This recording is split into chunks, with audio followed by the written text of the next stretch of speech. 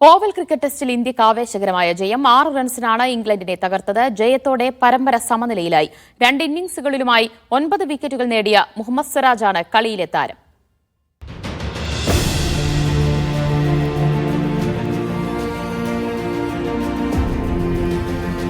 Indian pace bowling മൂർച്ചയ്ക്ക് മുന്നിൽ ഓവലിൽ England വീണു. 5-ാം ദിനം ഒറ്റയ്ക്ക് പോരാടിയ ഗസ് അറ്റ്കിൻസന്റെ വിക്കറ്റ് തെറിപ്പിച്ച് മുഹമ്മദ് സിറാജ് ഇന്ത്യക്ക് ജയം സമ്മാനിച്ചു.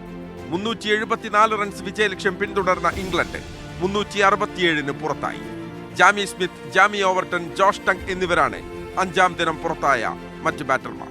കൈക്ക് ഗുരുതരമായി പരിക്കേറ്റിട്ടും ബാറ്റെടുത്ത് ക്രീസിലെത്തിയ ക്രിസ് വോക്സ് പരാജയത്തിനിടയിലും ഇംഗ്ലണ്ടിന്റെ പോരാട്ടമുഖമായി.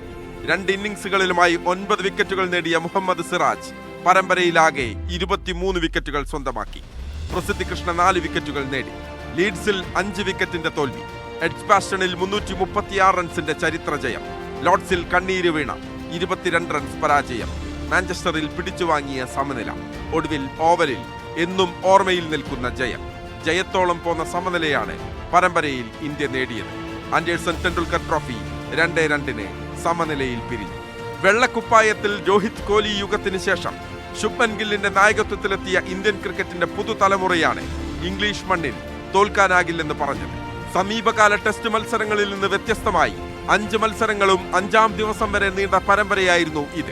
പരമ്പരയിൽ ഇരു ടീമുകളും ചേർന്ന് നേടിയത് 21 സെഞ്ചുറികൾ. ടെസ്റ്റ് ക്രിക്കറ്റ് ചരിത്രത്തിൽ തന്നെ ഇതാദ്യം. 754 റൺസ് നേടിയ ശുഭ്മൻ ഗില്ലും 481 റൺസ് അടിച്ച ഹാരി ബ്രൂക്കും പരമ്പരയിലെ താരങ്ങളായി. Sports desk, media 1.